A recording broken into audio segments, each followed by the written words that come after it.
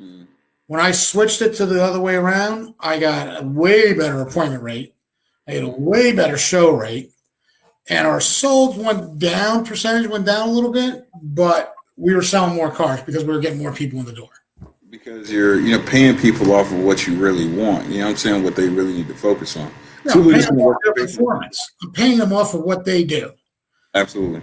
Right. I mean, to me, it made no sense to pay them. Now, I understand, like, as a manager, I got paid off of what's sold in my department because I can control that to a point. So my compensation was a little bit different, but the reps were strictly paid off of what came in through the door. And then we bonused them if the store hit certain objective numbers. We bonused the reps. So, quick question for you, and I'm gonna go a little bit off the cuff, but I get this question asked a lot, and I don't want to go into yours, of course, specifically, but for an internet manager that's coming into it, and I will tell mine. Like my first internet manager gig, I think I was getting $36,000 salary, and I was getting like $50 per car sold, up to like 50, then up to 75. Then it jumped up to 75, and it retro back up to 75, and then 100 per. 75 beyond. So, what I'm saying? Like, that was my first pay plan. I've kind of learned to do things a little differently, but there's so many, like, from what I've heard, there's so many different pay plans out there. In your opinion, what's a decent pay plan for a solid internet manager? Okay, you got to pay a salary because what you're going to ask them to put them through on a given day, you need to pay them a salary. Right. And I think the salary needs to be commensurate to the area of the country you live in. Certain areas command a higher salary than others do. But you got to be somewhere between that 36, 50, 60 grand a year.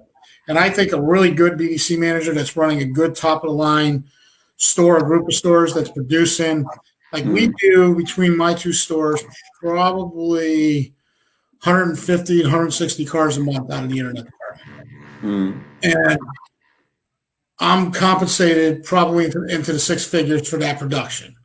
So I think you got to commensurate based on what you got. But I think you got to have a salary, and then I'm paid on what I get through the door show-wise, what my department gets in through the door show-wise. And then I got to be honest, I actually kind of like the concept that this GM offered me. I get paid on the gross. Because he says, I'm going to pay you on what you bring in the door, but then I'm going to pay you on how much money you make on what you bring in the door. That's huge. And I said, because he goes, now you have a little more incentive just to not to give a car away, but to fight for a little more gross.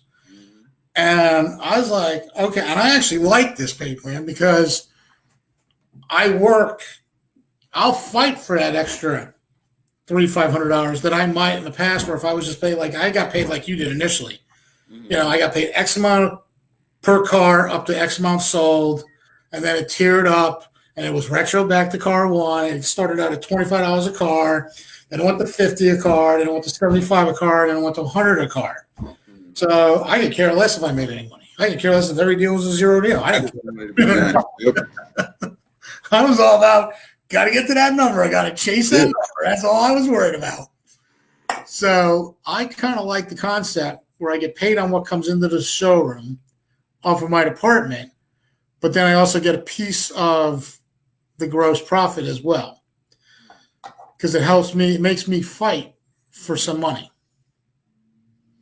I like that. And it's all about just incentive. Like, I think that's a lesson we learned there. It's all about whatever you want to see, incentivize a person to do that. You know what I'm saying? If, you want to see more growth out of the department, make that a part of the pay plan. That's what's going to make people push for that. You're absolutely right. What was the other one? My bad. I'm snoof here. No, that's okay. One of the things you got to like I talked to a lot of different GMs and managers and stuff like that about pay plans and stuff like that, especially. And I have one that wants to pay his girls based on the amount of calls they make. And I'm like, dude, that is like the worst thing you can do. Yeah. Because calls I make, I'll blow 150 calls out a day. Yeah. There's not going to be quality there. So you can't pay your reps on the volume that they do. You have to pay them on production that they produce.